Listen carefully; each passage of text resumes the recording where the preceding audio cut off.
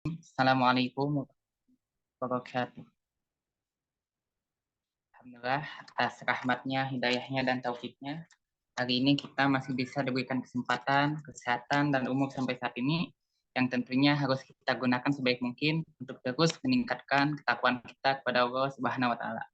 Mudah-mudahan ayah bunda semua ya, kita semua ya, yang mengikuti kajian ini ya ada dalam ridha Allah Subhanahu wa Ta'ala. Salawat serta salam semoga tercurah limpahkan kepada junjungan kita, tauladan kita, Nabi Muhammad Sallallahu Alaihi Wasallam, pada keluarganya, sahabatnya, tabiin, tabiinnya, serta kepada umatnya.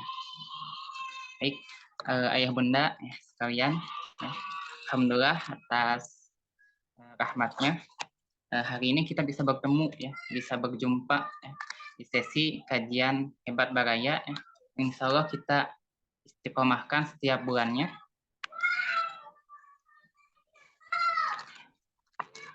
Ya. Dan alhamdulillah ya hari ini kita bisa bertemu ya, Insya Allah luar biasa ya, alhamdulillah. Teman-teman ya sebelum kita teman-teman ya ayah bunda ya maaf ya ayah bunda sekalian, sebelum kita mulai ya ada yang ingin saya sampaikan terlebih dahulu. Terus izin memperkenalkan diri, saya Faudi Fatur Rahman selaku moderator yang insya Allah akan membimbing ya, keberlangsungan kajian pekan ini ya, hari ini. Pertama saya akan menyampaikan runtutan acara ya. Pertama tentang pemaparan materi yang insya Allah akan disampaikan oleh Teh Kirani tentang merdeka dalam pengasuhan. Insya Allah akan disampaikan selama 60 menit. Lalu ada tanya jawab yang insya Allah akan berlangsung selama 30 menit. Nanti ayah bunda yang mau bertanya silakan ketik di kolom tanya jawab atau Q&A ya yang ada di atas ya, ada yang jawab ya. Nah, baik, sebelumnya kita sapa dulu ya, ada ya Teh Kiran sudah hadir ya. Assalamualaikum Teh Kiran. Waalaikumsalam, Kang. Suara saya jelas, kan? Ya, jelas Teh, alhamdulillah ya. Kayak gimana kabarnya Teh? Alhamdulillah, sehat. Alhamdulillah ya. Baik, teman-teman, karena Teh Kiran sudah ada di hadapan kita semua ya, mari kita siapkan diri ya, siapkan hati, juga persiapkan alat tulisnya, supaya ilmu yang disampaikan, hikmah yang disampaikan, masuk ke jiwa-jiwa kita gitu ya, sehingga bisa diamalkan dalam kehidupan kita semua. Baik, untuk mengefektivitaskan waktu ya, kita langsung saja pada Teh Kirani, waktu dan tempatnya saya persilakan. Ya, terima kasih banyak, Kang Faldi. Ya, Assalamualaikum warahmatullahi wabarakatuh, Ayah Bunda, Kang Teteh semuanya. Ini Masya Allah ya, sebenarnya agenda malam hari ini mungkin lebih banyak sharingnya ya, Kang ya. Karena kalau teman-teman hebat mah, Insya Allah lah dari segi teori dan pengalaman mah sudah cukup banyak gitu ya. Jadi nanti boleh banget Ayah Bunda, Kang Teteh sekalian kalau ada yang mau sharing, mau ngobrol gitu ya, baik di kolom chat maupun raise hand, nanti mangga dipersilakan aja mungkin ya. Oke, Masya Allah, ada Teh Arti juga. Ini kangen banget sudah lama tidak berjumpa ya Teh ya. Alhamdulillah. Ya, Ayah Bunda sekalian, Alhamdulillah malam hari ini saya diberi kesempatan untuk sharing mungkin ya, sharing tentang merdeka dalam pengasuhan. Ini merah putih itu sengaja ya, karena memang momennya momen kemerdekaan, biar kita semakin semangat gitu ya, punya semangat kemerdekaan yang luar biasa, kita tularkan juga di dalam keluarga kita mungkin ya. Bismillahirrahmanirrahim. Oke ya, jadi temanya tema merdeka dalam pengasuhan. Sebelumnya pengen tahu nih dari Ayah Bunda, Akang Teteh sekalian, kalau merdeka menurut Ayah Bunda dan Akang Teteh itu seperti apa sih? Boleh ya sambil jalan nanti ditulis aja di kolom chat. Kan kalau misalnya ditanya, kita udah merdeka, merdeka gitu ya, itu pertanyaan yang sudah sering ditanyakan gitu ya, dilontarkan. Bener merdeka, masa sih kita udah merdeka tapi kita masih A, B, C, D, dan segala macamnya gitu ya. Nah sebenarnya kalau ditanya secara personal ke diri kita sendiri aja, apa sih makna merdeka itu? Sudahkah kita merdeka gitu kan? Merdeka di sini kita coba persempit lagi tentang diri kita dulu gitu ya, jangan terlalu luas lah. Kita nggak membahas tentang suatu negara, suatu suatu bangsa dan segala macamnya. Kita kembali lagi ke diri kita. Sudahkah kita merdeka gitu ya? Apakah saya sudah merdeka dalam menjalankan peran saya menjadi seorang istri mungkin, menjadi seorang ibu gitu kan, atau secara pribadi gitu ya? Apakah saya sudah merdeka? Nah, itu pertanyaan yang sering dilontarkan kepada diri kita sendiri juga ya di momen kemerdekaan. Nah, dari ayah bunda sekalian boleh ya kalau misalnya ada yang mau mencantumkan kira-kira makna merdeka menurut ayah bunda itu seperti apa sih gitu ya. Dan bayangan ayah bunda ketika kita merdeka dalam pengasuhan itu akan seperti apa gitu. Itu ya, ada yang mau menjawab dulu? Boleh raise hand atau ditulis di kolom chat. Oke, kalau belum ada, saya izin sambil lanjut ya. Boleh nanti kalau ada yang mau menanggapi langsung aja di kolom chat. Nah, sebelum kita mulai membahas tentang merdeka dalam pengasuhan, sebelumnya izinkan saya mengingatkan untuk menerapkan pijakan dasar ini. Saya sering sekali gitu ya, kalau misalnya mau sharing materi dan segala macamnya, kita sama-sama meniatkan kembali gitu ya, sesi sharing kita malam hari ini menjadi ajang beribadah, menuntut ilmu, meningkatkan kualitas diri dengan terus mengharap ridho Allah Subhanahu wa taala. Nah, ini buat para bunda-bunda sekalian mungkin menantang ya, waktu malam hari itu kadang kita lagi mau nidurin anak gitu kan, atau misalnya wah ada yang pengen dibacain buku dan segala macamnya, yang mudah-mudahan ayah bunda sekalian yang hadir di malam hari ini sudah dapat ridho dari pasangan dan anak-anaknya ya, supaya forum kita malam hari ini juga berkah. Kita luruskan niat lagi karena niat kita belajar itu kita mencari ridho Allah gitu ya, untuk menjalankan peran kita sebaik mungkin, menemukan versi terbaik diri kita gitu ya. Jangan sampai tujuan yang mulia ini ternodai apa ya, malah jadinya tidak berkah gitu ya, karena misalnya wah kita pengen belajar, saking pengen belajarnya anak nanya nggak dijawab kayak gitu ya. Enggak ya, mudah-mudahan ayah bunda sekalian sudah dapat izin dari pasangan dan anak-anaknya. Selanjutnya pijakan yang kemudian adalah semua murid semua guru ya. Jadi ayah bunda sekalian, sekali lagi mangga kalau ada yang mau sharing, mau nanya, mau diskusi gitu ya di kolom chat maupun raise hand boleh banget gitu ya. Atau nanti mau diakhirkan di sesi tanya jawab boleh banget ya. Kita sama-sama belajar di sini, kita berbagi hikmah dan pengalaman mengenai topik diskusi malam hari ini ya. Insya Allah. Sebentar.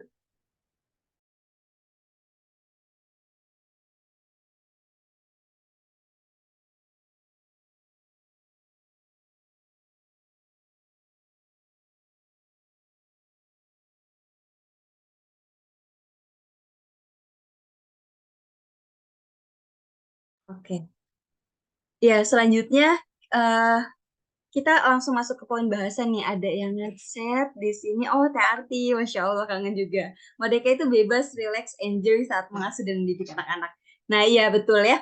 Kalau misalnya teman-teman dari Hebat itu pasti sudah terbiasa mendengar kata relax dalam pengasuhan gitu ya. Apalagi dari almarhum Ustadz Hari, Ustadz Aat, kemudian Teh Sofi gitu ya. Banyak guru-guru kita yang memang sering mereminder kita untuk lebih relax dalam pengasuhan. Karena banyak yang untuk saat ini tuh masih overthinking gitu ya, menjadi orang tua tuh kadang bener nggak ya saya menjadi orang tua tuh, kok anak-anak saya seperti ini, kadang membandingkan diri kita dengan diri orang lain, keluarga kita dengan keluarga orang lain, atau bahkan anak kita dengan anak orang lain gitu ya, sehingga itu yang bikin kita malah jadi nggak rileks, seolah-olah kayak kejar-kejaran gitu ya, padahal kan yang namanya merdeka itu ya kita yang bisa terbebas dari itu semua gitu ya, betul Teh Arti. Oke, nah selanjutnya sebelum kita bahas tentang merdeka dalam pengasuhan, sebenarnya kita tahu nggak sih apa sih sebenarnya hakikat dari kehadiran seorang anak dalam kehidupan kita? Coba kita ingat-ingat kembali yang awalnya pertama kali kita menikah gitu ya, bertemu dengan orang yang asing gitu ya dalam hidup kita, kemudian Allah anugerahkan malaikat kecil gitu ya di keluarga kita. Kalau saya sih sering bilang, wah ini kayak mimpi ya, perasaan baru kemarin gitu ya menikah, ternyata anaknya udah 3 lagi gitu ya. Ya, pernah nggak sih ayah bunda merenungi hal itu gitu ya?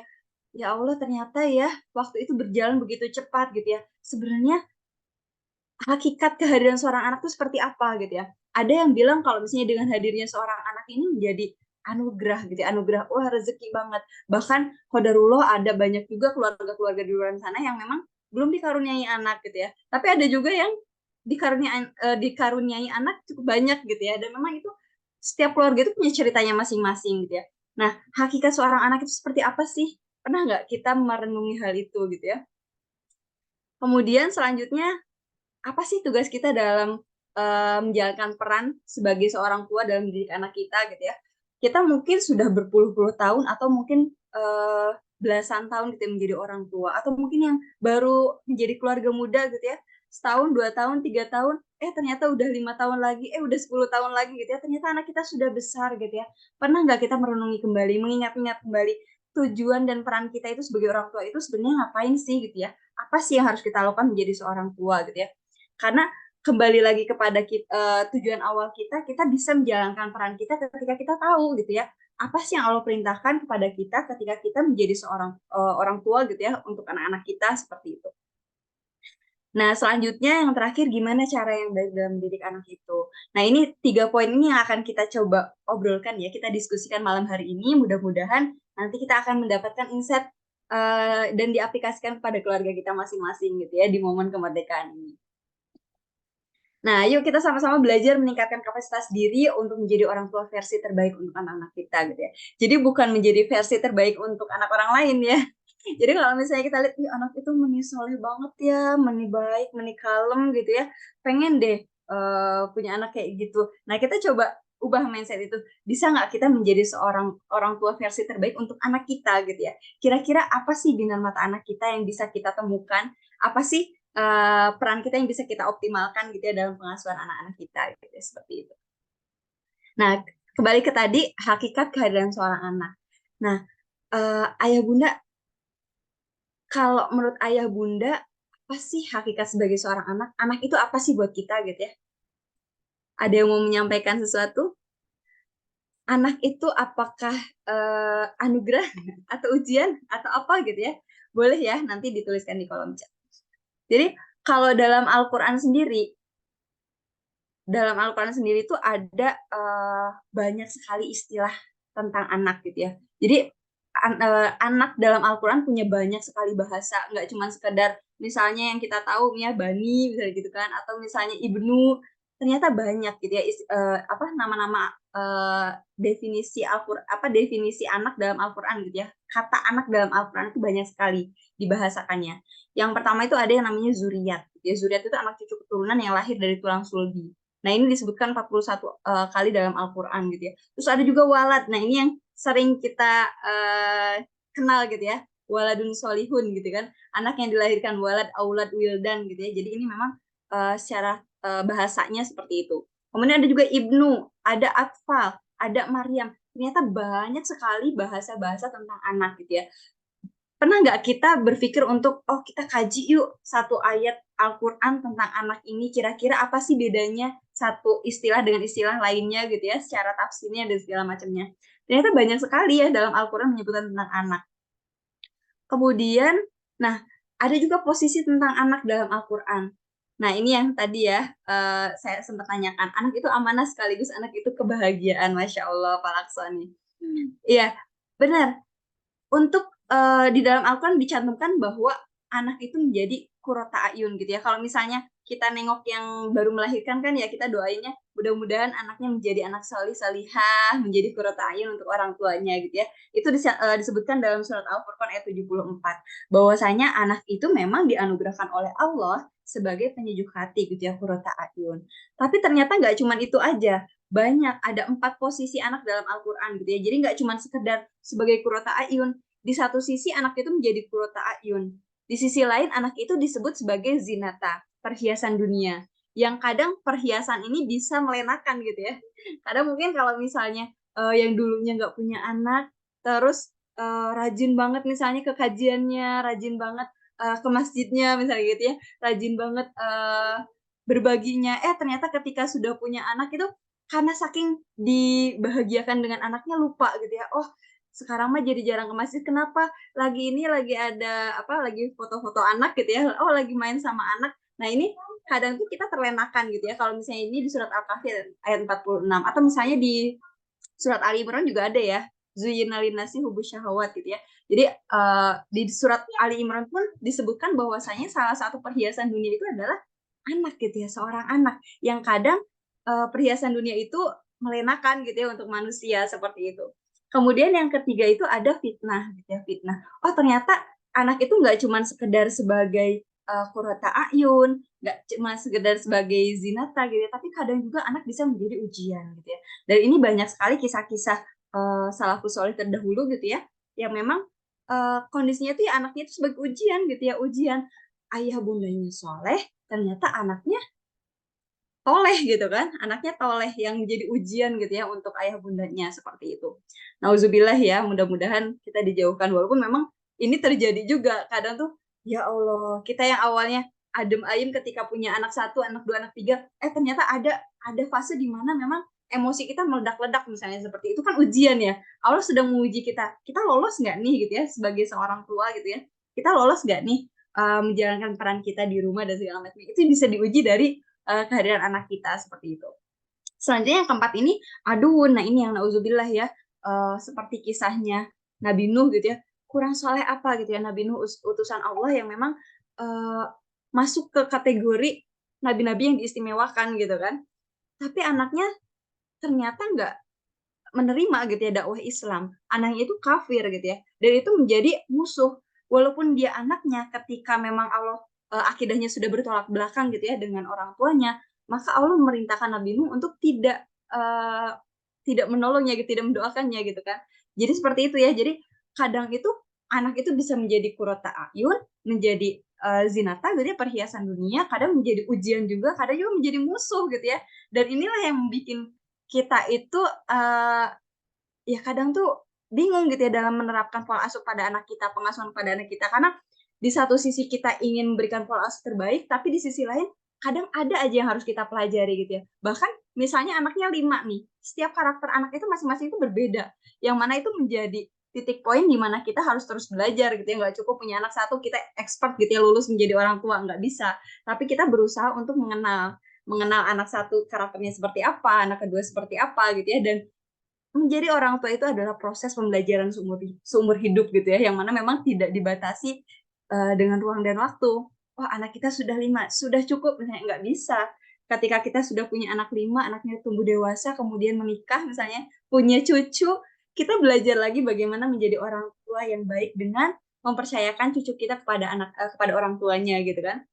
Nah itu ya, jadi ternyata hakikat seorang anak itu begitu banyak dan perlu kita tafakuri gitu ya. Di mana memang ketika kita mau menjalankan peran sebagai orang tua, kita harus paham dulu, oh iya ya, ternyata ada faktor risiko gitu ya, atau misalnya ada komponen-komponen yang harus kita antisipasi. Oh, ini hal yang sangat wajar terjadi gitu ya ketika anak kita menjadi ujian, bagaimana cara kita penanganannya dan segala macamnya. Seperti itu. Nah, ini tadi ayat-ayat yang sempat saya sebutkan di surat Al-Furqan ayat 74 ini doa yang insya Allah kita sering lantunkan gitu ya. A'udzubillahi minasyaitonirrajim. Walladzina yaquluna rabbana hab lana min azwajina wa dzurriyyatina qurrata a'yun waj'alna lil muttaqina imama gitu ya. Ya Tuhan kami, anugerahkanlah kepada kami pasangan kami dari keturunan kami sebagai penyenang hati kami gitu ya, penyejuk mata kami gitu ya. Dan jadikanlah kami pemimpin bagi orang-orang yang bertakwa. Yang mudah-mudahan anak-anak kita termasuk ke golongan anak yang kurata ayun gitu ya. Kurata ayunnya ini lebih banyak daripada ujiannya gitu ya, insya Allah gitu ya. Nah ini surat Al-Kahfi ayat 46 yang tentang zuyinah gitu ya, perhiasan, anak itu sebagai perhiasan. Kemudian surat At-Taghabun ayat 15 ini menyebutkan tentang anak itu sebagai cobaan, ujian gitu ya. Yang memang dengan kesabarannya kita memberikan pengasuhan terbaik untuk anak kita itu ada balasan pahala yang besar gitu ya di sisi Allah. Itu sudah dijanjikan oleh Allah dalam Al-Qur'an gitu ya. Nah, selanjutnya ada di surat At-Taghabun ayat 14 juga disebutkan bahwasanya uh, istri dan anak itu ada yang menjadi musuh gitu ya. Jadi selain menjadi tadi qurrata ayun, menjadi zinata, menjadi ujian, ternyata ada yang menjadi musuh gitu ya. Yang menjadi musuh itu seperti apa gitu? Yang mana ketika kita punya akidah yang lurus, ternyata anak kita dan istri kita susah banget untuk diarahkan misalnya seperti itu ya. Tetap kafir dalam dakwah kita dan segala macamnya. Nah, di sini diperingatkan oleh Allah, berhati-hatilah kamu terhadap mereka jika kamu memaafkan dan kamu santuni secara serta ampuni mereka, maka sungguhnya Allah Maha Pengampun, Maha Penyayang. Seperti itu. Nah, itu tentang hakikat anak kita. Nah, sebelum kita memahami tentang peran pengasuhan kita terhadap anak-anak gitu ya, kita harus paham dulu gitu ya. Sebenarnya anak kita itu seperti apa sih gitu ya, hakikat anak kita untuk kita dampingi, kita asuh gitu ya, seperti apa. Nah, selanjutnya peran orang tua dalam pengasuhan. Nah, ini ada beberapa peran orang tua yang saya simpulkan dari beberapa referensi gitu ya. Yang pertama itu orang tua itu menjadi teladan bagi anak-anaknya. Nah, ini salah satu peran yang sudah tentu kita semua ketahui gitu ya, bahwa anak itu adalah modeling terbaik, role model, apa yang memodeling.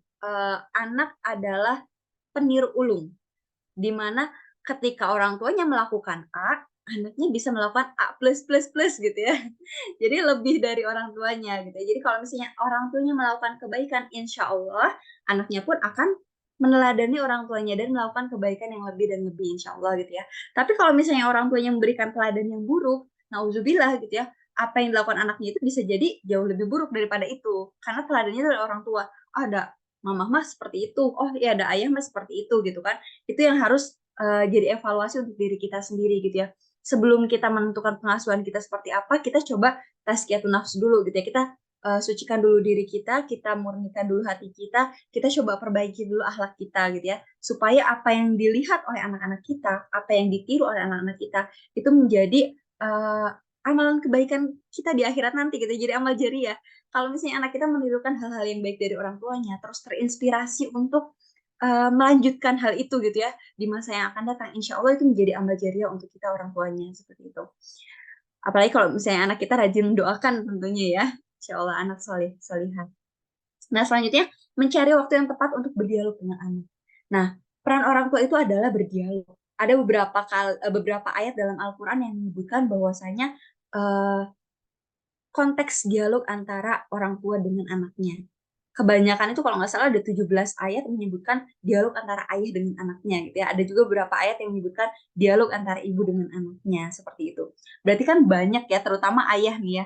Ayah yang memang punya peran penting untuk menanamkan keimanan pada ananda gitu ya. Jadi bagaimana kita sering berdialog dengan anak kita, membangun kelekatan dengan anak kita, di sanalah transfer value dan keimanan itu bisa dijalankan gitu ya, bisa dilakukan. Karena kalau yang namanya keimanan, ketulusan gitu ya, itu tuh nggak bisa diajarkan gitu ya. Kita cuman ngajarin kayak guru ngaji aja itu nggak bisa gitu. Tapi kita butuh yang namanya transfer value. Kita transfer dari hati ke hati gitu ya. Salah satunya dengan keteladanan tadi, dengan diteladani, kemudian dinasihati, bukan dinasihati ya, di sounding gitu ya, di sounding, dikisahkan, diceritakan, diobrolkan gitu ya dari hati ke hati, insya Allah itu akan lebih ngena gitu ya untuk anak-anak kita.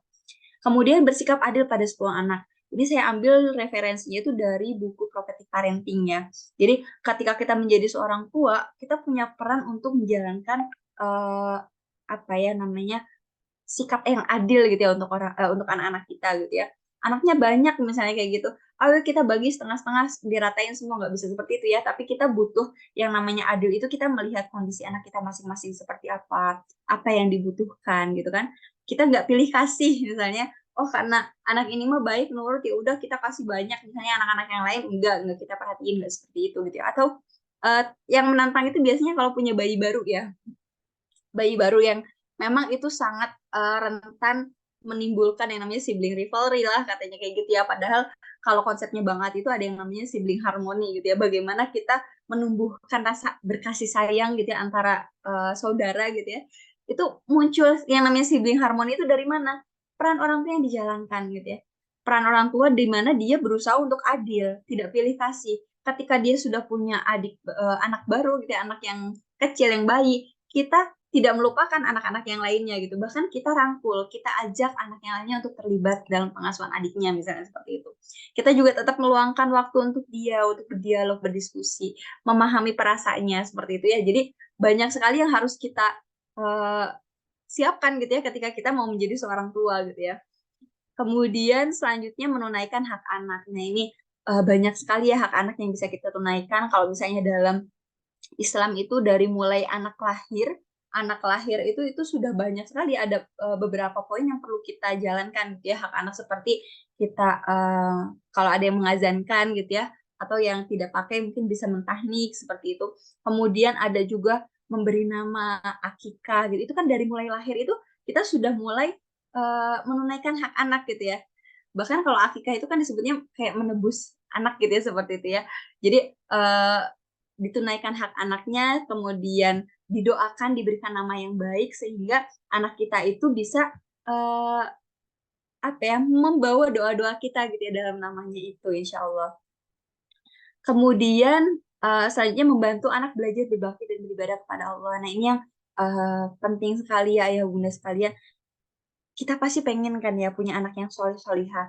Nggak mungkin kita pengen anak kita, ah ya udah anak kita mah nggak usah sholat aja, enggak ya. Kita pengennya punya anak yang soleh solihah, yang mana nanti di hari kiamat itu menjadi amal jariah dengan doa-doa dari anak-anak yang soleh solihah tersebut gitu ya. Nah, untuk mencapai ke sana, ya usahakan kita juga ikut terlibat membantu anak belajar berbakti dan beribadah kepada Allah. Bahkan kalau misalnya eh, kami pribadi harapannya surat Al-Fatihah itu kita yang ngajarin gitu ya ke anak-anak nantinya gitu ya. Karena memang itu akan dibacakan berulang-ulang seumur hidupnya selama dia hidup gitu ya, selama dia menjalankan ibadah sholat gitu kan. Nah itu berarti kan salah satu peran yang luar biasa gitu ya. Banyak kan orang tua yang menyerahkan itu pada guru madrasahnya, misalnya guru ngajinya, oh udahlah urusan ngaji mah diserahkan aja ke orang lain gitu ya. Nah, sayang banget karena amal jariahnya itu akan terus mengalir gitu ya kepada orang tuanya ketika orang tuanya hmm, terlibat dalam pengasuhan itu. Bahkan eh, doa kedua orang tua kan yang disebutkan itu auzubillahi minasyaitonirrajim. Rabbana atina fid dunya hasanah wa fil akhirati hasanah wa qina adzabannar. Rabbighfirli wa liwalidayya warhamhuma kama rabbayani shaghira gitu ya. Jadi ya Allah eh ampunilah dosaku dan dosa kedua orang tuaku dan sayangilah mereka keduanya sebagaimana mereka keduanya menyayangiku semenjak kecil gitu ya. Menyayangi ini bentuknya macam-macam gitu ya kan, kasih sayang orang tua beda-beda ya. Ada yang bisa menyayangi secara langsung atau dengan memenuhi kebutuhannya, mendampinginya dalam tumbuh kembangnya seperti itu. Banyak sekali yang bisa kita lakukan sebagai orang tua gitu ya untuk mentransfer rasa kasih sayang kita kepada anak kita gitu. Nah, ini nih ayah bunda sekalian, tadi kita sudah melihat tentang hakikat seorang anak, kemudian peran menjadi seorang tua gitu ya. Nah, sekarang kita coba kembalikan ke diri kita sendiri. Bagaimana kita sudah mulai memahami belum eh, karakteristik keluarga kita gitu ya?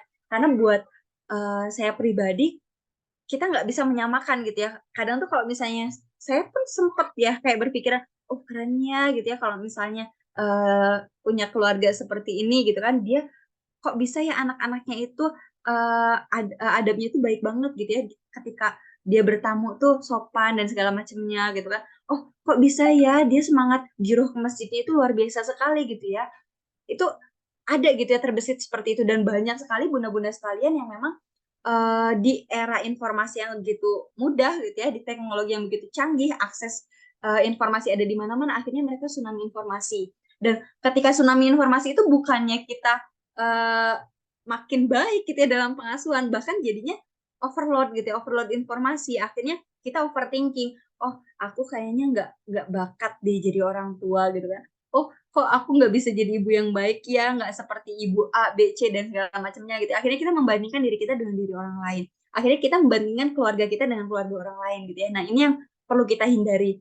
Nah poin merdeka dalam pengasuhan ini yang jadi catatan penting buat saya pribadi, bagaimana kita bisa uh, memerdekakan diri dari pemikiran-pemikiran tersebut gitu ya. Kita yakini bahwasanya setiap keluarga itu unik. Keluarga saya belum tentu sama keluarganya Pak Lakso gitu kan. Keluarga saya belum tentu sama kayak keluarganya Teh Arti.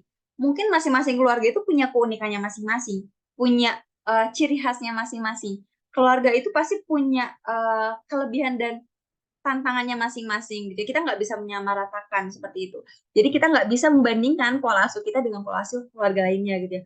Kalau misalnya kita melihat keluarga lainnya sebagai referensi, boleh banget gitu ya, boleh banget. Bisa jadi apa yang dialami oleh Pak Lakso itu bisa menjadi pembelajaran untuk keluarga kami, misalnya seperti itu. Atau misalnya apa yang saya alami itu ternyata ketika diceritakan kepada ayah bunda sekalian, harapannya itu bukan menjadi oh kok gitu ya keluarganya Teh Kiran sama enggak, tapi oh ternyata kalau misalnya keluarga Teh Kiran menangani tantangan ini tuh seperti A B C D dan segala macamnya gitu kan.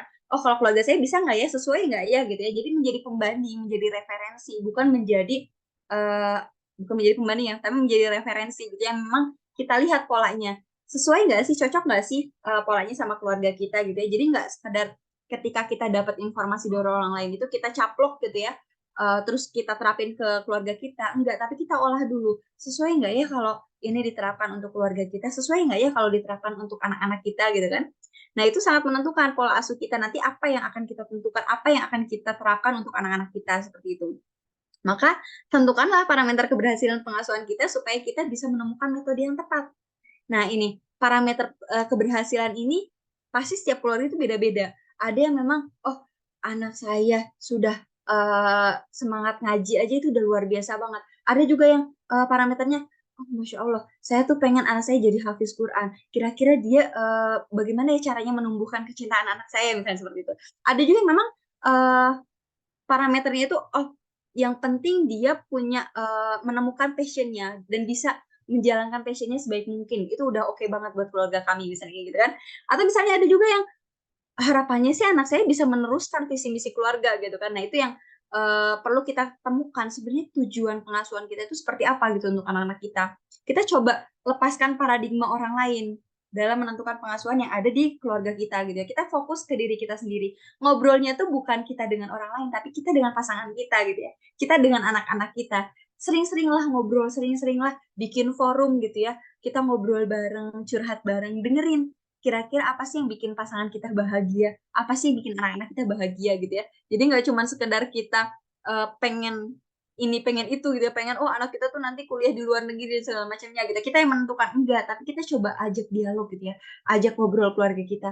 Kan kayak yang namanya menikah itu bukan hanya visi misi pribadi aja yang dijalankan gitu ya, tapi kita menemukan antara visi misi personal dengan pasangan kita, kemudian kita coba rancang visi misi keluarga. Kalau anak-anaknya sudah mulai beranjak dewasa bisa diajak diskusi juga kira-kira passion mereka seperti apa dan apa yang mereka inginkan ke depannya di masa depan gitu kan. Seperti itu. Nah, kemudian menentukan tujuan pengasuhan yang kita lakukan gitu ya. Seperti yang tadi saya sampaikan, untuk menemukan pola asuh yang tepat untuk keluarga kita perlu menentukan tujuannya dulu gitu ya. Melihat dari keunikannya masing-masing. Yang pertama kita coba luruskan niat dulu ya. Karena ketika niat kitanya belum lurus lillahi ta'ala, kadang tuh kayak apa ya, harapan-harapan kita, ekspektasi-ekspektasi kita itu terlalu tinggi gitu ya. Aku tuh pengen punya pasangan yang A, B, C, D dan segala macamnya gitu ya. Pengen anak kita tuh bla bla bla bla bla gitu. Akhirnya kita membuat cetakan kita sendiri. Padahal kalau misalnya dari konsep FBE sendiri kan menyatakan bahwasanya setiap anak itu unik. Setiap anak itu membawa fitrahnya masing-masing gitu ya. Kita nggak bisa memasakkan cetakan anak-anak kita itu pakai cetakan kita gitu ya. Aku tuh pengennya anak kita tuh nanti jadi reporter misalnya kayak gitu kan. Tapi kita yang memaksakan kehendak gitu ya. Kita tidak melihat potensi anak kita, fitrah anak itu seperti apa gitu ya. Nah, itu yang harus kita luruskan. Makanya namanya tazkiyatun nafs gitu ya di konsep FB itu sangat penting banget sebelum kita memulai diskusi tentang pengasuhan anak-anak kita gitu kan. Kemudian yang kedua, coba diskusikan bersama pasangan pengasuhan seperti apa yang ingin kita terapkan. Makanya yang namanya mengasuh anak itu nggak bisa sendiri gitu ya. Mengasuh anak itu ya mengasuh anak itu perlu yang namanya tuh kerjasama gitu ya, kerjasama antara orang tua, antara pasangan antara bunda dan ayah gitu ya. Perlu ngobrol, gimana dong ayahnya jarang nggak mau gitu ya ngebahas visi misi keluarga. Bunda jangan menyerah gitu ya. Bertahap aja, nggak harus buru-buru kok menentukan visi misi keluarga, nggak harus buru-buru kok menentukan kira-kira keluarga kita mau dibawa kemana. Bertahap aja, yang penting punya tujuan yang sama dalam pengasuhan gitu kan. Kalau aduh belum sampai ke visi misi nih baru ngobrol tentang anak kita mau disekolahin di mana, ya nggak apa-apa gitu kan. Yang penting keluarga itu bisa ada yang namanya ngobrol gitu ya, menentukan kira-kira kita pengennya kayak gimana. Oh, aku tuh pengennya anak-anak kita tuh masuk ke pesantren, nanti di usia sekian itu dia kita pondokin gitu kan ke pesantren, ke apa boarding school dan segala macamnya. Itu didiskusikan gitu kan, nggak bisa diputuskan oleh salah satu pihak aja. Misalnya ayah, saya kan kepala sekolahnya, pokoknya anak kita harus pesantren, nggak bisa gitu ya, harus diskusi karena kan sekali lagi kayak ayah itu sebagai seorang kepala sekolah gitu ya, bunda sebagai pelaksana harian itu tuh punya perannya yang luar biasa gitu yang harus diseimbangkan, diselaraskan gitu ya. Jangan sampai gapnya terlalu jauh antara kepala sekolah dengan pelaksana hariannya gitu kan. Kemudian membangun visi misi dan value dalam keluarga. Nah, ini berkaitan sama pertanyaannya Nggak apa-apa ya, ini langsung coba aku jawab aja kali ya, Kang Faldi ya.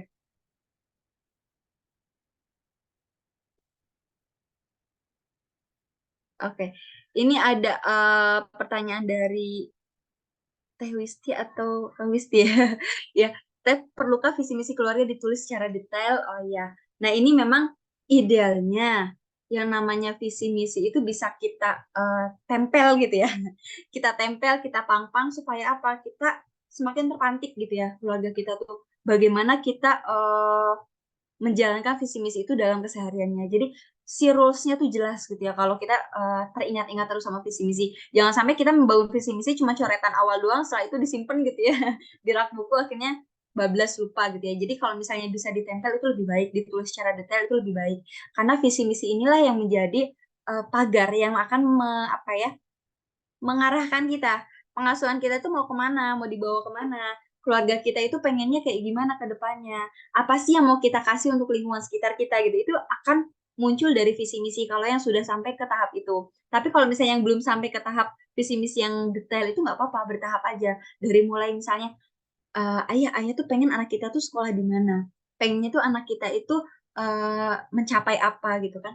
Itu yang bisa jadi obrolan ringan lah untuk pengasuhan. Kira-kira pengennya anak kita tuh punya karakter seperti apa, value seperti apa gitu. Itu boleh secara bertahap. Nanti seiring berjalannya waktu, ketika kita rutin berdiskusi seperti itu, kita akan menemukan visi misi detail kita gitu kan.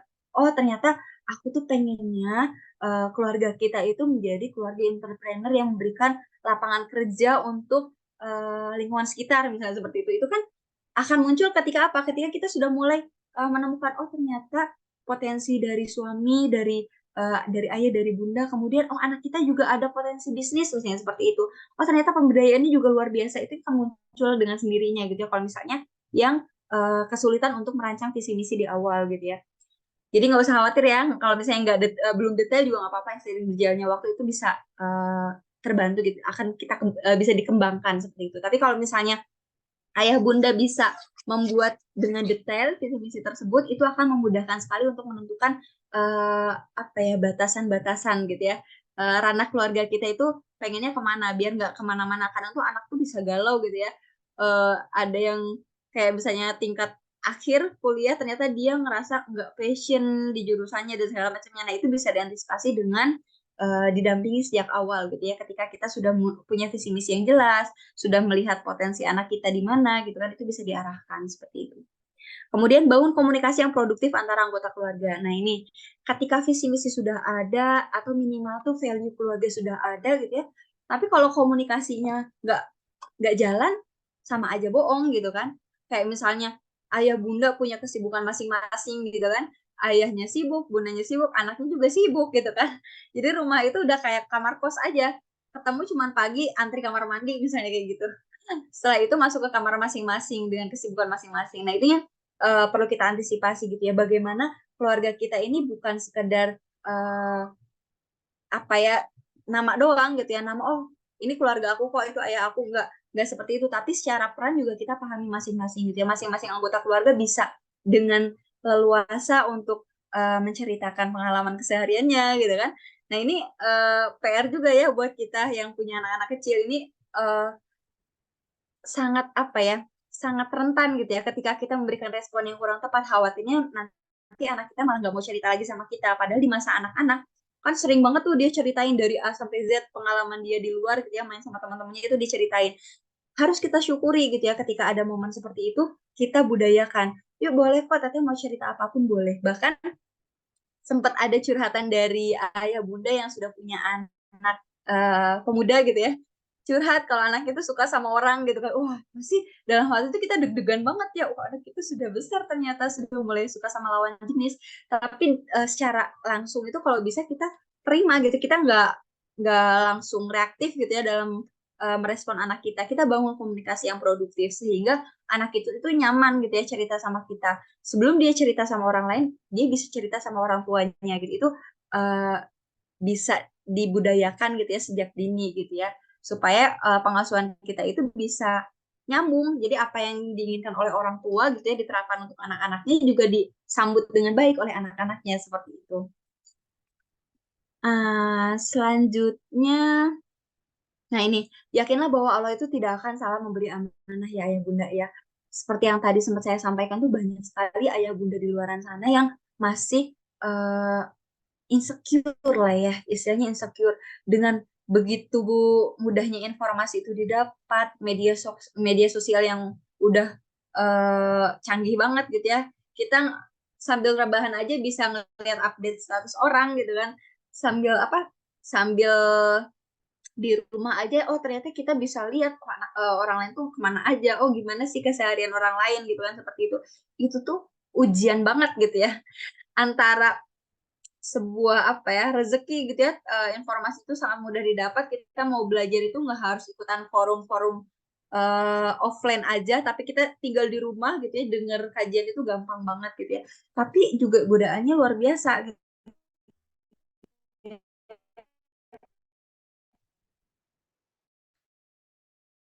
Ketika kita mudah sekali mengakses informasi orang lain, kadang tuh seperti itu ya gitu. Nyalanya kurang bersahabat.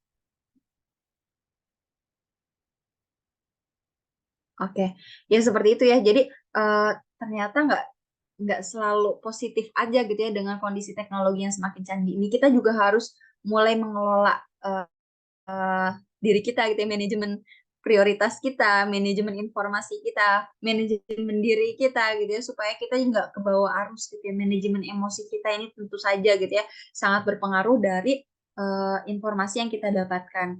Nah inilah yang jadi poin, uh, ya kita harus merdeka gitu, kita harus merdeka. Kita kalau misalnya kita dapat informasi, ya bukan informasi itu, bukan orang lain yang menentukan kita harus kayak gimana, tapi kita yang menentukan gitu, kita yang memutuskan kira-kira cocok nggak nih. Kadang kan ada yang menganggap itu wah, uh, narasumber itu atau misalnya public speaker itu kayaknya dia selalu benar gitu, enggak gitu ya, bisa jadi teori itu benar dan bisa diaplikasikan oleh dirinya gitu ya, tapi belum tentu bisa diaplikasikan untuk keluarga kita. Makanya ketika sesi pematerian ini saya sering mengingatkan bahwasanya apa yang saya sampaikan ini belum tentu sesuai dengan keluarga ayah bunda sekalian gitu ya, tapi kita sama-sama belajar menemukan pola terbaik, menemukan metode terbaik gitu ya, dan jangan lupa untuk berdoa gitu ya. Yakinlah bahwa Allah itu nggak akan salah memberi amanah. Ketika kita diberi amanah seorang anak gitu ya, berarti dia yakin kita mampu dan pasti akan senantiasa memampukan kita gitu. Ini kata-kata yang saya dapatkan dari seorang bidan. Jadi qadarullah ketika anak saya baru usia 5 bulan, Allah menakdirkan saya punya anak yang kedua gitu ya, hamil anak yang kedua. Jadi pas anak saya baru usia 13 bulan, anak yang kedua ini lahir gitu kan. Anak yang kedua ini lahir 15 bulan, anak yang kedua lahir. Jadi jaraknya itu hanya 1 tahun 3 bulan. Nah, ketika pertama kali tahu hamil tuh kayak, oh sanggup nggak ya, mampu nggak ya gitu ya. Dan ternyata banyak gitu ya ayah bunda sekalian yang mengalami hal yang sama gitu ya. Ketika diberikan anak yang usianya dempetan, oh bisa nggak ya, bahkan ada denial dulu gitu kan, jadi kayak ada penolakan dulu, oh kayaknya saya nggak sanggup deh, akhirnya bisa nggak ya saya menjalankan peran ini, bisa nggak ya saya menjadi orang tua yang baik untuk anak-anak saya. Ini sering sekali dialami oleh bunda-bunda yang justru sering ikut kelas-kelas parenting gitu kan. Kenapa bisa seperti itu? Karena terlalu fokus sama materi teori orang lain gitu ya, terlalu fokus sama informasi-informasi yang didapat, akhirnya meluap sendiri gitu ya. Jadi kayak bingung, semakin banyak informasi yang kita serap, tapi kita nggak bisa praktek gitu ya, karena tsunami gitu, tsunami informasi. Nah itu yang harus kita antisipasi gitu ya. Nah waktu itu alhamdulillah bidan saya tuh menyampaikan kayak gini, tenang Bu, nggak usah khawatir gitu ya. Saat itu kan saya sedang mengasihi anak yang pertama gitu ya. Yakin Bu kalau Allah itu nggak akan salah ngasih amanah gitu ya. Ayah bunda juga sama gitu. Ketika kita punya anak yang misalnya ADHD gitu ya, aktif banget. Aktifnya itu di luar rata-rata gitu ya. Jadi ekstrim banget aktifnya, sampai berapa kali oh jatuh, wah berdarah, wah harus dijahit dan segala macamnya gitu ya. Kadang mungkin buat orang lain yang eh, bukan orang tuanya melihat tuh wah sabar banget ya, padahal kita tuh udah apa ya, bercucuran air mata gitu kan, seperti itu. Kita tuh udah nggak sanggup lagi, merasa oh kayaknya ini terlalu berat deh ujian buat saya gitu kan. Kita ingat lagi ayat dalam Al-Quran gitu ya, di surat Al-Baqarah, bahwasanya Allah itu nggak akan membebani hambanya itu di luar batas kemampuannya gitu ya. Ketika kita diberi anugerah anaknya Satu, ya mungkin Allah meyakini bahwa kita mampu dan mendidik anak kita itu menjadi anak yang baik gitu kan. Kalau misalnya dikasih anaknya 5, anaknya 6 ya kita terima aja, kita syukur gitu. Alhamdulillah ya Allah, Engkau mempercayakan anak kita gitu. Kita kan sering gitu ya, Alhamdulillah diberi kepercayaan sama Allah gitu kan. Nah, Allah aja percaya, masa kita nggak percaya gitu kan. Masa kita merasa khawatir, masa kita merasa eh, terbatasi gitu ya untuk menjalankan peran kita sebagai orang tua gitu ya. Nah, yang bisa kita lakukan ketika kita diberikan anugerah anak oleh Allah ya kita coba semaksimal mungkin menjalankan peran kita gitu ya. Sebaik mungkin kita menemukan pola asuh terbaik yang bisa kita lakukan kepada anak-anak kita gitu ya. Nah, mungkin ayah bunda sekalian tahu ya banyak banget sebenarnya teori pengasuhan yang ada saat ini gitu ya. Salah satunya mungkin yang kita pakai FBE ya, Future Based Education. Selain itu juga ada yang Montessori, Montessori, terus Caroline gitu ya. Ada banyak sekali pokoknya metode-metode pengasuhan. Dan kadang itu bikin kita jadi insecure, bikin kita jadi galau gitu ya. Mana sih yang harus kita ikutin? Pengennya tuh semuanya bagus gitu. Ini semua teori pengasuhan tuh oke banget nih, keren banget nih, pengen banget diterapin ke anak kita. Padahal anaknya satu misalnya kayak gitu ya. Semua teori mau dijejelin sekaligus. Nah, itu nggak bisa gitu ya. Bisa kita nggak bisa memaksakan seperti itu. Kita perlu kembali lagi tadi tujuan awal pengasuhan yang kita terapkan itu seperti apa? Visi misi keluarga kita itu kayak gimana? Keunikan keluarga kita itu seperti apa sehingga kita eh, perlu memutuskan pengasuhan apa yang harus kita terapkan pada anak kita gitu kan. Dan kembali lagi kepada anaknya juga, oh karakter anak kita seperti apa ya gitu ya. Dulu tuh saya sempat galau untuk masukin anak homeschooling gitu kan. Ah pengen banget nih, keren banget ya kalau punya anak yang homeschooling gitu ya. Pas awal-awal boomingnya homeschooling itu sempat kepikiran seperti itu. Tapi ternyata ketika dilihat karakter anaknya, oh kok nggak bisa ya anak saya tuh sosial banget gitu ya dia tuh kayaknya berbinar banget kalau ketemu orang kan nggak mungkin kita paksakan oh pokoknya pengen banget anaknya tuh homeschooling nggak bisa seperti itu jadi parameter juga jadi salah satu faktor yang perlu kita pertimbangkan dalam menentukan pengasuhan untuk anak-anak kita gitu ya dan selain itu juga kembalikan lagi gitu ya kepada apa ya kepada visi misi dan value keluarganya gitu ya kita pengennya seperti apa yang ingin kita tularkan untuk anak-anak kita itu menjadi pertimbangan sekali gitu ya pengasuhan apa yang cocok untuk anak-anak kita seperti itu nah seperti misalnya ayah bunda sekalian menentukan sekolah itu juga bisa ya dari melihat ke dalam bukan keluar kalau bunda-bunda yang mungkin apa ya eh, mami-mami anjem anak gitu ya antar jemput anak biasanya kan ngobrol gitu ya oh nanti selanjutnya mau sekolah SD di mana ya SMP di mana ya akhirnya tergiur wah kerennya kalau sekolah itu kayaknya bagus banget deh tapi mahal nggak apa-apa lah mahal juga yang penting sekolah unggulan gitu kan seperti itu kadang ada aja godaannya dari luar gitu tapi sekali lagi untuk memutuskan sekolah pun bukan cuman karena sekolahnya bagus tapi kita lihat lagi ke dalam gitu ya ke keluarga kita kira-kira value apa yang ingin kita tanamkan ke anak kita kira-kira pengasuhan apa yang ingin kita terapkan untuk anak kita gitu jadi kita mandunya kembali ke sana ya jadi nggak cuma sekedar dari luar tapi kita coba memerdekakan diri lah dari yang namanya persepsi apa ya omongan orang lain pandangan orang lain dari yang namanya kehidupan orang lain, keluarga lain. Kita fokus kepada keluarga kita. Kalaupun kita melihat keluarga lain seperti apa, jadi karena itu pembelajarannya. Yang baiknya kita ambil, yang buruknya ya coba kita tinggalkan seperti itu. Nah itu perlu kita kuatkan gitu ya dalam diri kita supaya nggak kabitaan lah ya istilah nama kalau dari orang Sunda namanya seperti itu. Nah ini berapa referensinya, alhamdulillah. Mungkin itu ya Kang Faldi ya yang bisa saya sampaikan malam hari ini. Oh, Masya Allah, ada Ustaz Hasan. Baik, alhamdulillah ya. Iya, mangga, Kang. Masya Allah. Baik, alhamdulillah, masya Allah ya, luar biasa apa yang disampaikan Teh Kira nih, masya Allah luar biasa ya. Saya pun jadi banyak pandangan baru ya, insight baru ya, masya Allah ya. Baik, ayah bunda sekalian ya, sekarang kita masuk ke sesi diskusi ya, sesi tanya jawab. Mangga ya, silakan pada ayah bunda yang ingin bertanya, silakan angkat tangannya atau boleh diketik di kolom Q&A gitu ya, tanya jawabnya. Mangga ya.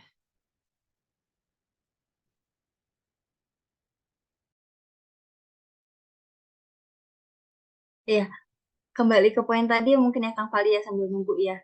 Eh, ini poin yang Teh Arti sampaikan gitu ya tentang relax dalam pengasuhan. Nah ini kalau misalnya kita sudah menemukan pola kita masing-masing, insya Allah ya ya Bunda ya, relax itu akan menyertai gitu ya. Kita nggak kagugusur ya. Kayak misalnya oh pengen deh anak kita bisa A, B, C dan segala macamnya gitu. Tapi kalau misalnya kita sudah yakin dengan pola asuh kita merdeka gitu ya, kita menerima lah, menerima oh ternyata anak kita itu karakternya seperti ini, oh ternyata kita nggak bisa memaksakan kehendak kita untuk anak kita gitu kan, kita akan lebih rileks insya Allah gitu ya. Kembali ke poin itu nggak eh, gampang kabitaan gitu ya, memaksakan membandingkan anak kita dengan anak yang lain gitu. Itu mangga Bunda kalau ada yang mau bercerita atau ada yang mau sharing lagi menambahkan gitu ya, kira-kira makna kemerdekaan bagi keluarga Bunda seperti apa boleh ya.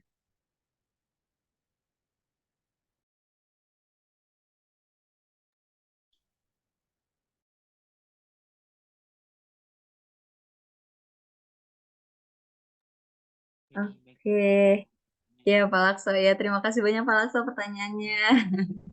Tanya Teh, Oh, teh. gimana caranya buat para ayah supaya bisa menyusun visi misi keluarga? Oke, aduh ini bahas tentang visi misi ini panjang sebenarnya Pak ya. Jadi bahasanya udah satu SKS sendiri gitu ya. Tapi memang biasanya para ayah suka bingung kalau ditodong visi misi sama istri. Aduh ini curhat nih. Ya, biasanya gitu ya kalau perempuan itu lebih antusias ya karena mungkin yang sering berinteraksi langsung sama anak-anak itu ya bundanya gitu ya. Makanya udah pengen apalagi yang sering ikutan kajian, ikutan kelas-kelas parenting tuh bundanya gitu. Akhirnya udah pengen yang bikin visi misi keluarga dan segala macamnya. Sedangkan ayahnya itu lebih slow gitu ya. Kadang menunggu ilham ya Pak ya. Menunggu ilham supaya terpantik semangatnya gitu ya, bikin visi misi keluarga. Ya, eh, sebenarnya pertanyaan ini tuh lebih cocok ditanyakan kepada para ayah ya. Para ayah, kira-kira gimana sih gitu ya ayah bisa apa ya terpantik gitu ya? Karena kan kalau misalnya kita nanya peran ayah sendiri, ini saya coba izin share screen lagi ya. Eh, peran ayah itu salah satunya menjadi the man of vision and mission gitu ya. Jadi bagaimana ayah itu menjadi pengarah pengarah kira-kira keluarganya mau dibawa kemana nih. Ini kalau dari segi fitrah base itu ada yang namanya fitrah keayahan dan fitrah kebundaannya kali ya buat ayah bunda yang barangkali ada yang baru gitu ya yang belum mengenal fitrah base.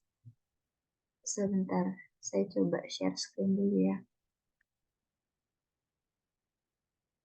Nah ini kan secara fitrahnya itu ayah itu menjadi man of vision and mission gitu ya. Yang mana ayah itu mengarahkan kira-kira mau dibawa kemana sih keluarga kita gitu ya.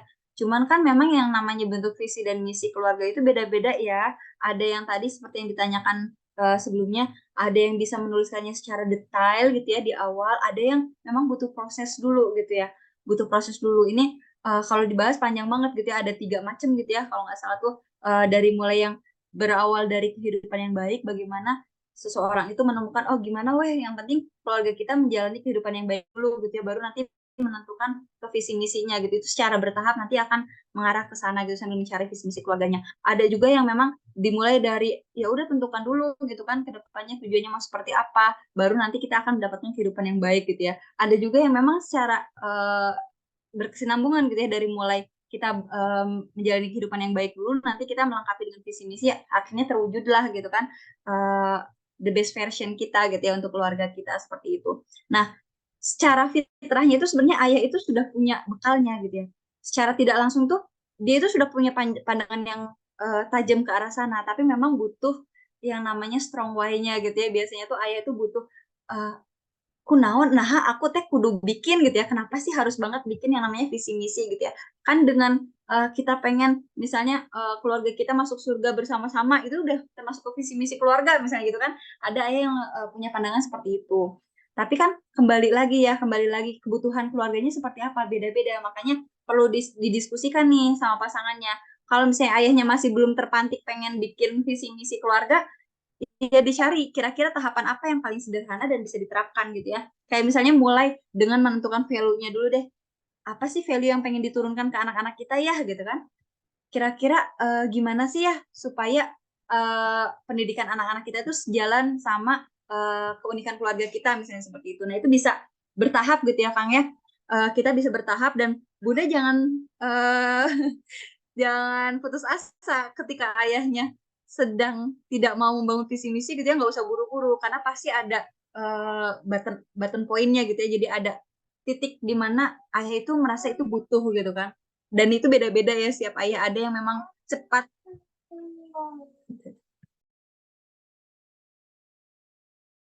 Oke, ada yang memang cepat dapat aha poinnya, oh kayaknya perlu deh gitu kan. Perlu banget nih kayaknya ini di tahap harus segera bikin visi misi keluarga gitu kan. Ada yang memang butuh proses dulu sampai nemu kliknya. Oh iya ya, ternyata butuh ya gitu. Itu butuh perjalanan yang panjang gitu ya. Itu berdasarkan curhatan dari teman-teman ya Kang ya. Jadi beda-beda tergantung kebutuhan keluarganya masing-masing.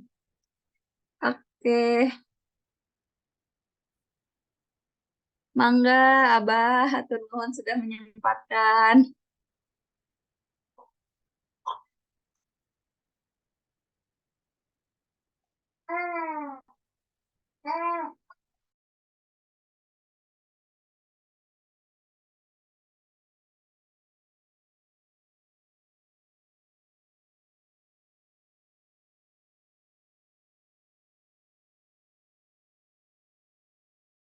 Iya, ada bukunya ya. Ini buat yang mendalami FBE pasti sudah hatam lah ya, apalagi yang sudah pernah ikut sesi pelatihannya sama Ustadz almarhum Ustadz Hari Santosa gitu ya, insya Allah. Oke, nah ini nanti mungkin boleh sharing ya tadi. eh Pak Lakso mungkin bisa sharing nanti secara teknisnya, mau visi misi keluarga, atau Pak Widi boleh tuh. Aha poin. Iya betul, kalau belum kebayang visi misi aja isi ngobrol dulu aja. Iya benar, banyak yang ngobrol ya. Jadi nggak dipikirin sendiri ya Pak ya. Butuh komunikasi yang baik antara pasangan gitu ya untuk menentukan pola asuhnya. Nah, pahat ya bahasa. Ya ini ada pertanyaan juga Kang Faldi dari Telela ya. Assalamualaikum, halo Teh Kiran, halo juga Teh. Cerita dong tips Teh Kiran untuk rileks dengan kondisi perbedaan dalam pengasuhan dengan tetangga, saudara, keluarga besar. Misal kita milih anak homeschooling tapi sekitaran umumnya pada sekolah formal. Nah, ini memang tantangan banget ya Teh ya. Di awal saya resign dari pekerjaan pun sempat ada yang namanya aneh gitu ya di keluarga besar, karena keluarga besar saya itu tipenya itu keluarganya karir semua gitu ya, guru semua, dari mulai bapak mbah gitu ya dulu, terus tante om itu tuh guru-guru. Jadi ketika saya resign dari pekerjaan terus memutuskan untuk full home based education di rumah gitu kan, jadi benar-benar pengen mengasuh anak-anak sendiri, nggak mau dititipin ke orang lain, itu banyak sekali omongannya, bahkan kayak setiap hari itu diomongin, oh dulu aja bapak sambil menjadi guru itu bisa gitu kan, kok ini harus merelakan karir gitu ya untuk ngasuh anak-anak dan segala macamnya. Itu pasti sering banget ya, ini saya izin off kan dulu ya, sering didengar. Tapi ya kembali lagi, kalau misalnya kita dan pasangan itu sudah satu suara gitu ya, kalau saya sama pasangan tuh yang penting kita sudah punya kesepakatan gitu ya, sudah punya value yang sama, sudah punya kesamaan tujuan dan misi keluarga kita mau dibawa kemana. Omongan orang lain itu poin kesekian gitu ya, bukan sesuatu yang harus kita kita pikirkan banget banget gitu ya, karena memang ini keluarga kita gitu, keluarga kita yang memang berbeda dengan keluarga orang lain gitu ya. Rileksnya seperti apa ya, itu mah belajar ya Teh ya, seiring berjalannya waktu insya Allah gitu ya akan rileks dengan sendirinya. Kalau kami tuh bahkan kayak misalnya kalau di Garut tuh cukup ini ya, kayak misalnya ada tamu tuh nggak boleh misalnya anak eh, jelalatan lari-larian gitu ya. Kalau kami tuh kadang iya Pak nggak apa-apa gitu ya. Itu memang fitrahnya anak-anak seperti itu gitu kan. Nanti dipahamkan ke tamunya seperti itu. Karena kan kalau misalnya kita bertamu sama orang lain itu yang punya rumahnya itu lebih memahami karakter anak kita daripada kita ya.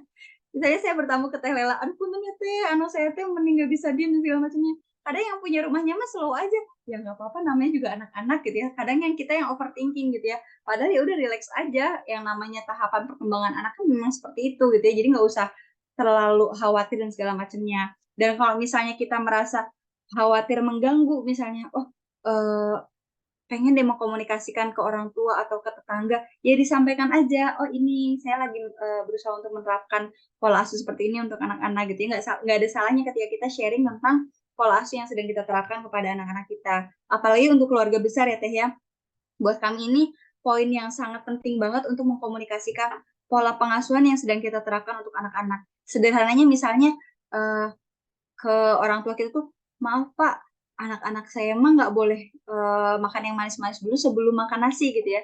Karena kita sudah tahu gitu ya, oh karakter anak kita kalau dikasih makan yang manis-manis dulu, nanti dia nggak mau makan nasi gitu kan. Kadang tuh kan orang tua tuh, ih nggak apa-apa lah sedikit aja gitu kan. Kalau kakek nenek kan lebih lebih apa ya, toleran gitu ya untuk cucunya gitu. Tapi kita komunikasikan terus-menerus. Kadang tuh nggak cukup sekali, kita butuh berkali-kali gitu ya. Berkali-kali sampai akhirnya orang tua kita, oh iya ya benar ya udah nggak apa-apa. Oh iya ternyata proses pengasuhan kita itu berbeda sama proses pengasuhan anak apa orang tua kita zaman dahulu gitu kan.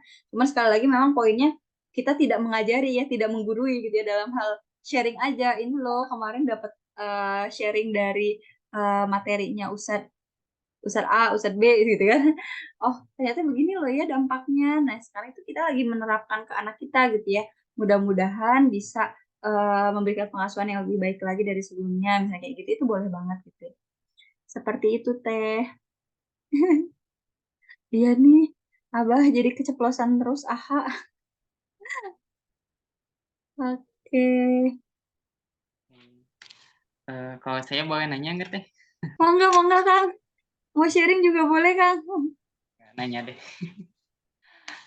Ya, saya banyak melihat ya, entah itu dalam kehidupan maupun di lapangan, banyak keluarga gitu ya, para ayah atau para ibu yang memang mengabaikan pengasuhan. Ya. Salah satunya itu ya, yang paling penting menurut saya itu komunikasi ya, berdialog dengan anaknya gitu ya. Nah, banyak keluarga gitu ya yang saya lihat abai dalam masalah komunikasi, ya, mana menyebabkan banyak sekali akibat ya, efek negatif pada anaknya. Iya, Nah, iya. peran kita sebagai anak gitu ya, yang memang sudah sadar akan hal itu ya, bahwa keluarga itu harus akrab ya, harus sering berkomunikasi dengan anak ya. Itu gimana caranya gitu ya, sebagai anak gitu ya, sebagai anak. Karena memang banyak entah itu ayahnya atau ibunya yang memang nggak paham atau mungkin gengsi gitu ya, berdialog dengan anaknya. Mungkin itu sih. Iya, siap-siap. Nah, ini memang tantangan ya untuk komunikasi ini. Lebih menantang ketika posisi kita itu menjadi seorang anak gitu ya. Menjadi seorang anak dibanding menjadi orang tua. Kalau menjadi orang tua kan kita bisa ya udah kita biasakan aja membangun komunikasi yang produktif dan efektif gitu ya untuk anak-anak kita supaya anak kita merasa nyaman gitu untuk curhat ke kita dan segala macamnya. Tapi ketika kita mau membenahi pola komunikasi untuk orang tua itu memang sesuatu banget ya. Kadang ada kalau istilah di psikologi itu ada post power syndrome gitu ya. Jadi orang tua itu sudah punya pengalaman lebih banyak daripada anaknya gitu ya. Akhirnya ketika kita pengen membenahi pola komunikasi orang tuanya, dianggapnya oh udah dari dulu kayak gini gitu ya, bapak kayak ngasuh kamu sama adik-adik misalnya udah seperti ini itu gini jadi gitu ya, jadi manusia gitu, jadi jelema gitu kan, jadi manusia yang baik, jadi ngapain harus dibenerin lagi, ngapain harus diubah dan segala macamnya. Itu ada pola pikir seperti itu di sebagian besar orang tua biasanya. Tapi ya sekali lagi namanya kita kan bisa mengingatkan aja ya, yang jadi poin utama itu ya kita boleh banget mengingatkan dengan cara yang santun. Kalau saya sih metodenya lebih ke sharing. Misalnya, Mah, alhamdulillah kemarin tuh dapat materi nih. Ternyata pola komunikasi orang tua ke anak itu mempengaruhi kedekatan orang tua dengan anak. Atau misalnya, oh ternyata pola komunikasi orang tua dengan anak itu mempengaruhi apa ya kinerja anak di apa di sekolahnya, misalnya di kuliahnya yang seperti itu. Atau hal-hal seperti itulah yang kita sharingkan terus-menerus ke orang tua. Kita pahamkan ke orang tua, oh ternyata penting loh ya membangun komunikasi itu. Oh ternyata penting loh ya membangun yang namanya bonding tuh supaya ya ketika anak mau cerita tuh ya nggak ke orang lain gitu, tapi ke orang tuanya gitu. Orang tua juga sama gitu ya. Ketika dia butuh tempat untuk curhat, untuk cerita, untuk ngobrol, dia nggak sungkan gitu, nggak aduh cerita nggak ya ke si adik, aduh gimana ya, nggak usah lah, ini dipendem sendiri aja misalnya kayak gitu. Nah, itu bisa kita mulai apa ya, mulai eh, benahi gitu ya. Karena nih Kang Faldi, saya mengalami langsung gitu ya, di mana komunikasi saya dengan orang tua tuh nggak jalan dulu. Saya tuh sejak usia 3 tahun sampai 7 tahun itu memang tidak tinggal bareng sama orang tua. Ketika usia 7 tahun hanya tinggal dengan mama. Bapak tuh LDR gitu ya, jauh. Ketika usia sudah masuk usia ke 9 tahun punya adik, terus fokus dengan adik gitu kan, yang mana ya saya nggak merasa komunikasi saya dengan orang tua itu kurang kurang baik lah. Dan saya baru belajar ketika masuk kuliah saat itu. Dan di situ PR banget gimana ya. Jadi kalau mau ngobrol sama orang tua tuh sungkan gitu ya, sungkan. Karena orang tua juga nggak pernah nanya kabar gitu kan, nggak pernah secara personal itu nggak dekat gitu kan.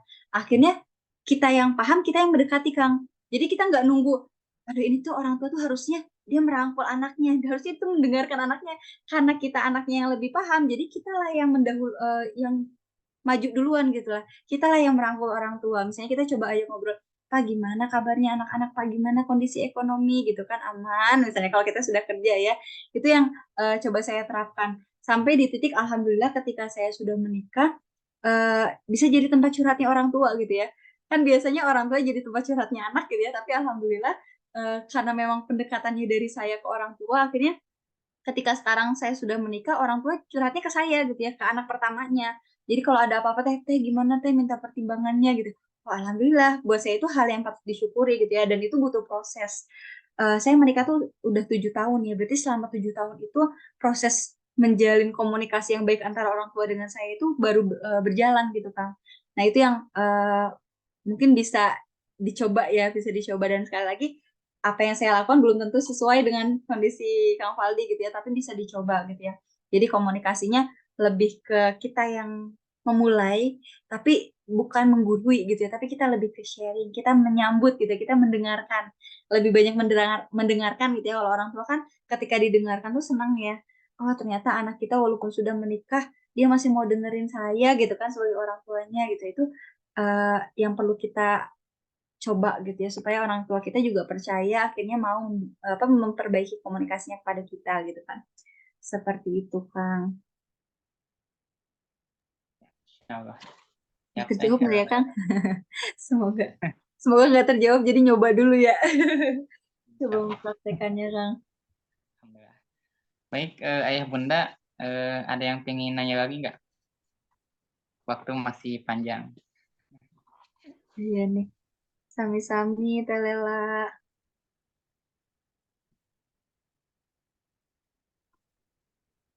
Hmm. Nah ini tadi sebenarnya ada materi tentang bangun visi misi keluarga, tapi sekilas aja kali ya. Barangkali tadi yang penasaran step by stepnya, walaupun memang sudah ada bukunya ya. Jadi ayah bunda juga sebenarnya bisa dibaca aja di bukunya. Bentar, bentar, bentar, bentar, bentar.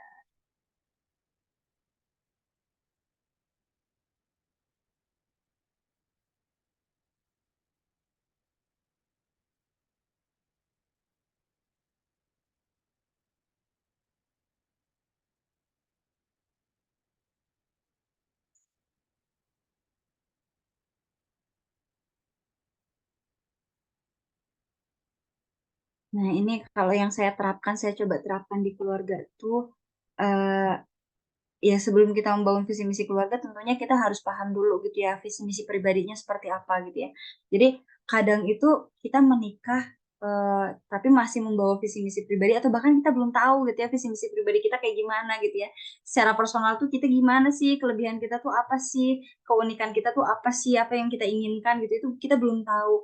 Dan bisa jadi nih ayah-ayah yang eh, masih belum mau untuk mencari atau menemukan visi misi keluarganya, belum terpantik, mungkin dia juga masih mencari visi misi dirinya gitu kan, masih coba-coba, kira-kira aku tuh pengennya kayak gimana sih, saya tuh pengennya ke depannya kayak gimana. Jadi ketika ditanya sama istrinya tuh masih, aduh gimana ya, saya aja nggak tahu gitu ya ke depannya seperti apa. Muhun laras Ustad karena di bedah khusus, eh, cuman tadi ada yang nanya jadi sekalian gitu ya, sekilas aja. Nah ini misi ditemukan sedangkan visi dirumuskan. Nah ini memang butuh proses gitu ya untuk menemukannya gitu ya, mengkomunikasikan visi misi pribadi dengan pasangan, terus kolaborasi menjadi visi misi keluarga gitu ya. Terus ya tadi nggak perlu tergesa-gesa ya, karena memang proses perjalanannya itu panjang ya ya Bunda ya. Yang penting kalau tadi sih kalau menurut saya sendiri untuk menemukan pola asuh yang tepat untuk anak-anak kita itu kita nggak harus sempurna dulu sih visi misinya itu nggak harus ketemu dulu gitu kan visi misi keluarganya tapi cukup dengan kita ngobrol kira-kira kita pengennya kayak gimana gitu jadi ada komunikasi antara pasangan dengan suami dengan istri kemudian menemukan value apa yang mau diterapkan gitu yang mau diturunkan ke anak kita dan kita fokus sama parameter kita gitu ya nggak fokus sama yang lainnya gitu nggak gampang tergiur lah ya istilahnya seperti itu. Oke, gitu mungkin ya Kang ya. Ya, kalau misalnya ada pertanyaan lagi dari Ayah Bunda ya, kita tutup ya sesi kajian bulan ini ya, insya Allah. Luar biasa ya pemaparan materi dari Teh Kiran ya, banyak berbagai ilmu ya, juga hikmah pada kita semua ya, yang disampaikan pada kita semua ya, Masya Allah. Mudah-mudahan apa yang disampaikan Teh Kiran bisa kita melakukan dalam kehidupan kita ya, bisa kita praktekkan juga gitu ya, mudah-mudahan ya, Insya Allah ya. Oke, kita tutup dengan doa kifaratul majelis. Subhanakallahumma wa bihamdika asyhadu an la ilaha illa anta astaghfiruka wa atubu ilaik. Ini Ustaz. Baik, Mohon maaf atas segala Nuhun Teh kekurangan ya. Kiran. Waldi, Jazakallah khair. Abah, Sang Sadayana. ya. Nuhun Teh Kiran, salam ka Pak Taryani. Jazakillah khair. Amin. Iyakum, Salam Abah. nuhun Kang Faldi, nuhun. Ustaz. Teh Kiran nanti